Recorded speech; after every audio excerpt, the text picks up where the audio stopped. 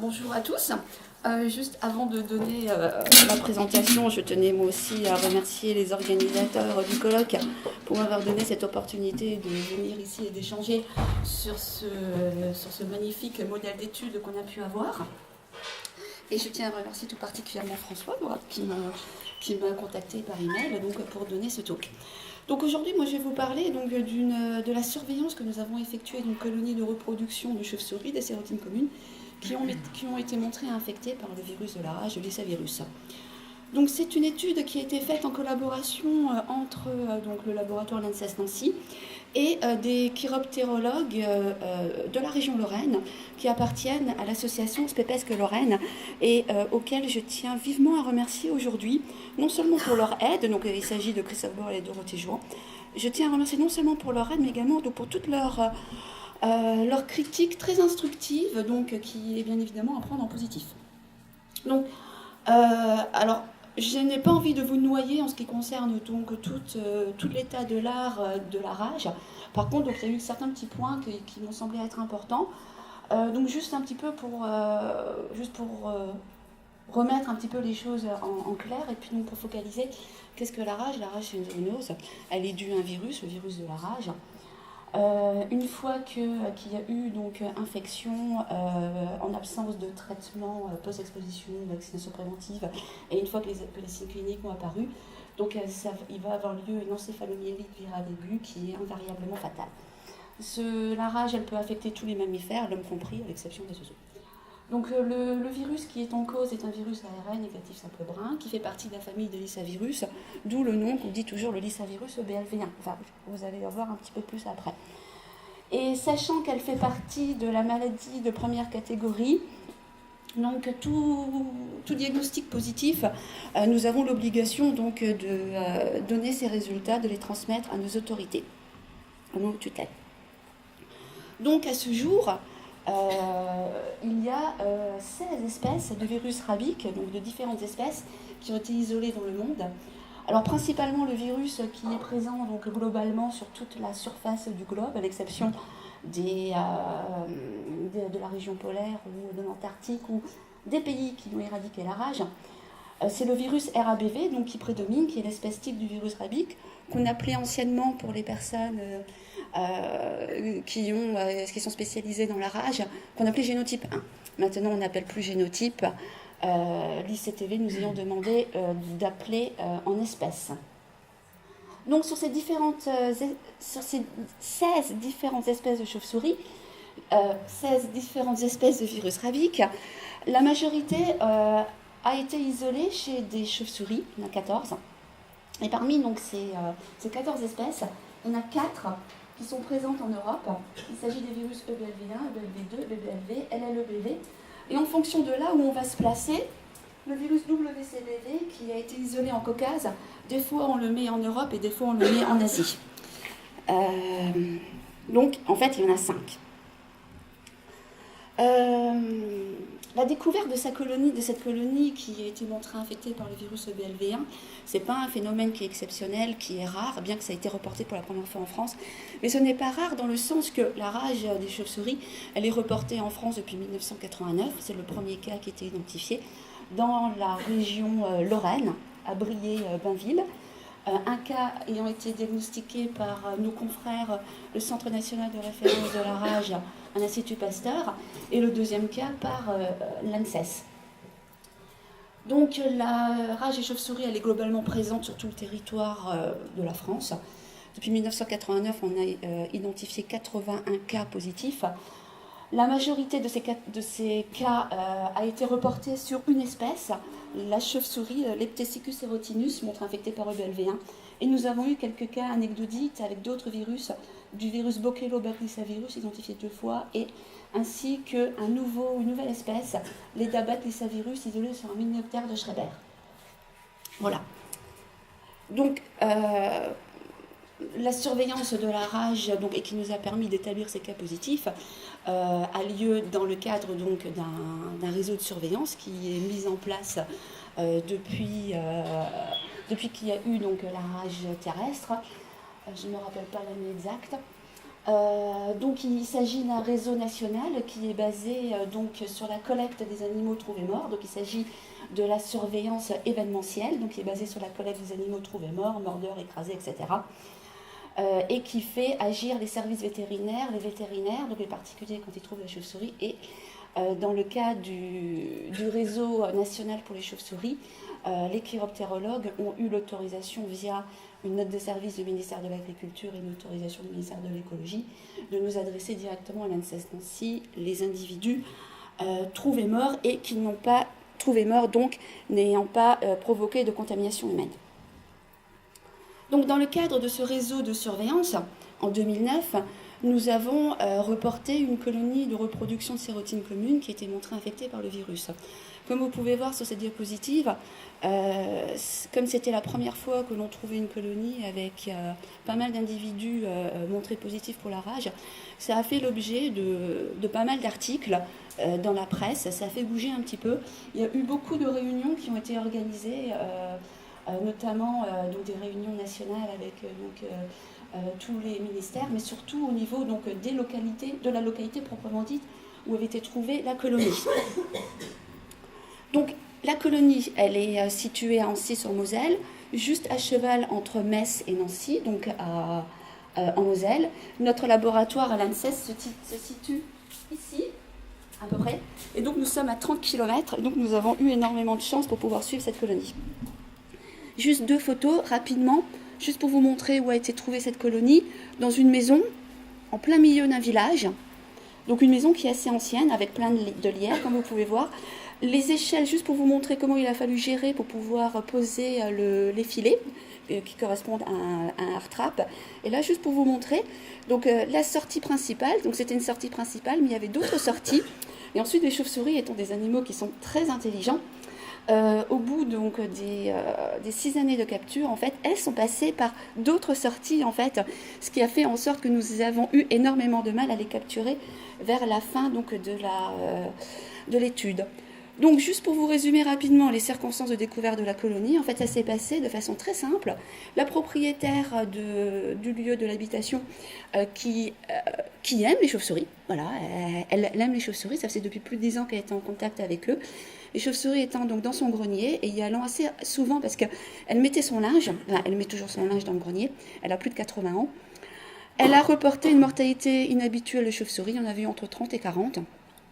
Donc la première fois, elle n'a pas réussi à trouver donc des interlocuteurs pour signifier en fait cette mortalité anormale. Et ensuite, elle a quand même réussi à avoir un numéro, donc via la mairie du village, qui lui a dit voilà, contactez le réseau. Il y a donc des SOS Chauve-souris. Elle a contacté le réseau SOS Chauve-souris. Un chiroptérologue est allé donc sur place, a trouvé 9 cadavres le 29 juin.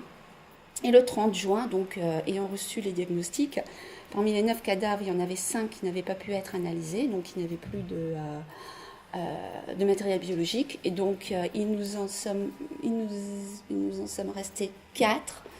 Non, 5, excusez-moi, il y en a 5. Il y en a 4 qui n'étaient pas analysables, il en est resté 5. 4 sérotines communes qui ont été montrées positives à l'aide des tests diagnostiques de rage.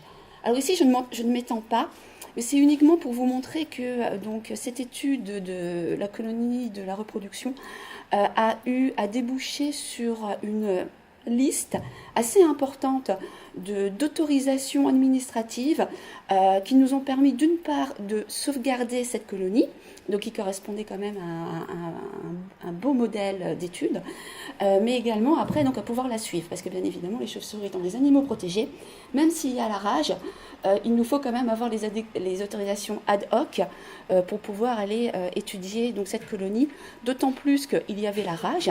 La personne avait été vaccinée préventivement, il y avait un chien, donc le chien était vacciné à titre préventif, donc c'était très bien. Non, j'ai raconté une bêtise, la propriétaire n'était pas vaccinée à titre préventif, elle a eu droit à un traitement post-exposition. Et ensuite, surtout, il nous fallait pouvoir identifier les animaux par bagage, donc nous avons dû faire donc, toutes les demandes ad hoc. La surveillance de la colonie de reproduction a été faite à base sous 2 types de surveillance. Donc tout d'abord la surveillance basée sur la collecte des individus trouvés morts. Donc il s'agit de la surveillance événementielle. Et ensuite, donc, nous avons effectué donc, une surveillance programmée qui correspond en fait à des captures relâchées d'individus vivants, bien évidemment, donc pour lequel, un jour avant, on allait faire les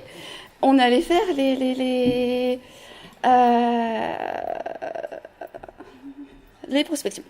Donc les méthodes ont reposé en fait essentiellement sur les méthodes de référence et sur la PCR, donc pour l'identification de l'ARN et des antigènes, et également donc sur une méthode sérologique pour identifier les anticorps.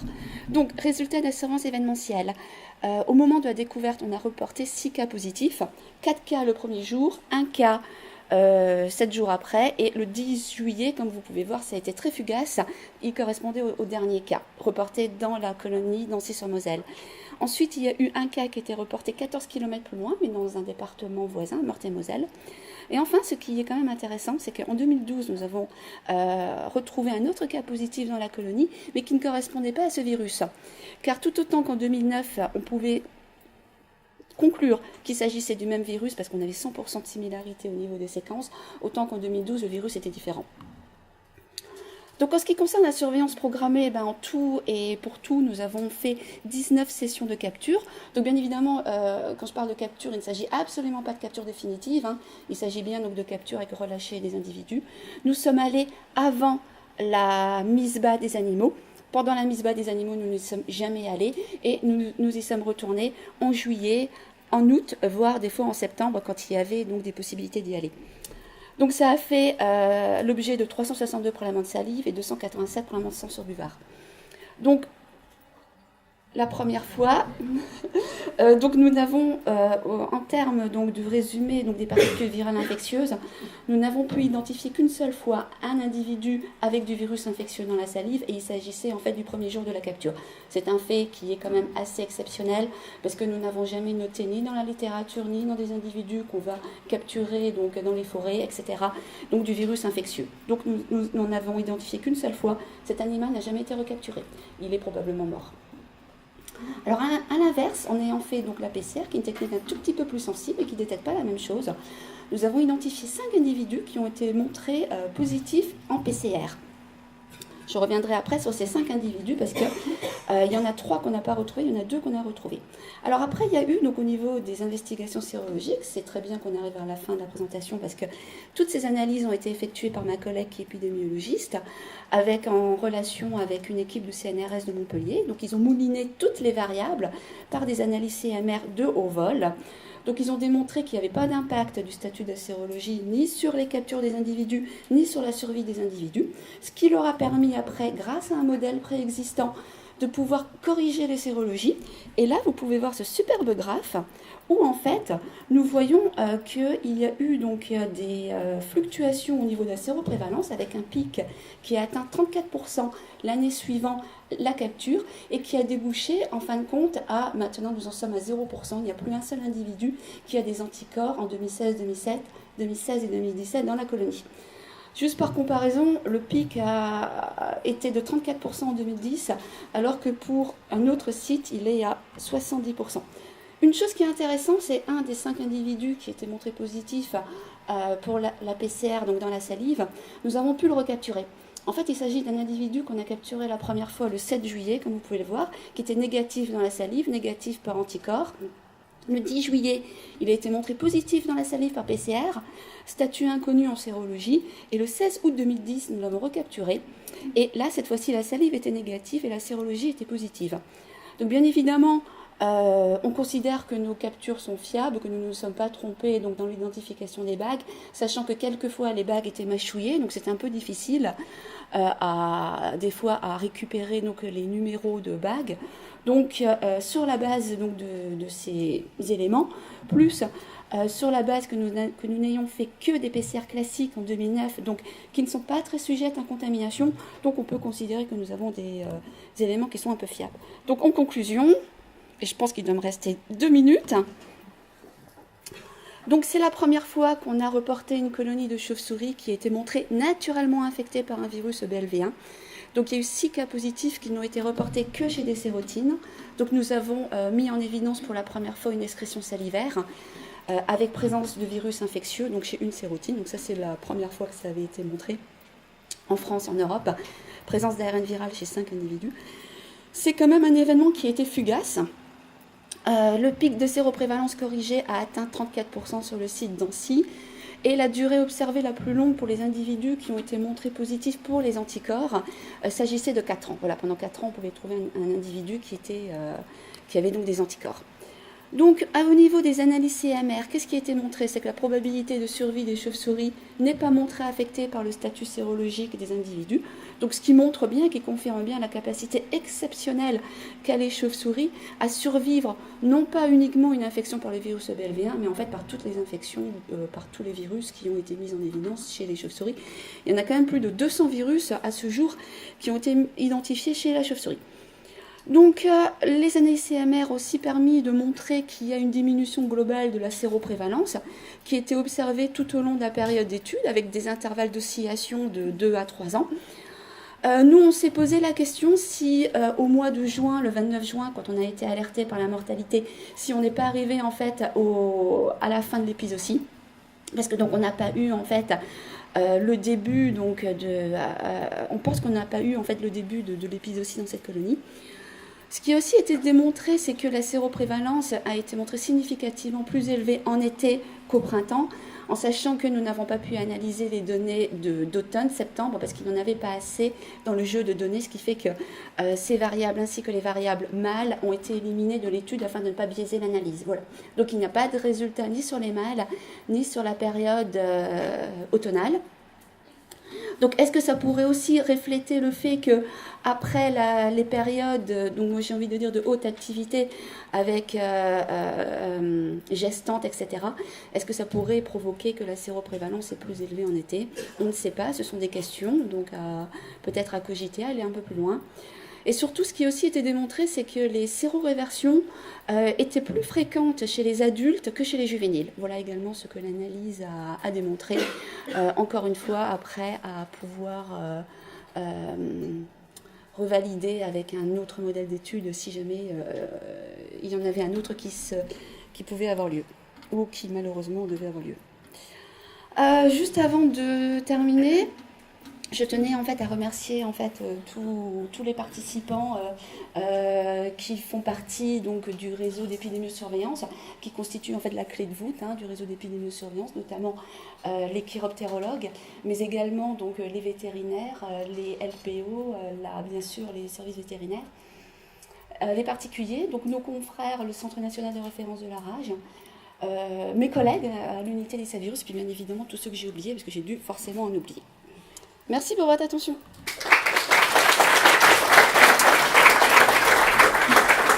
Gardez le micro pour les questions.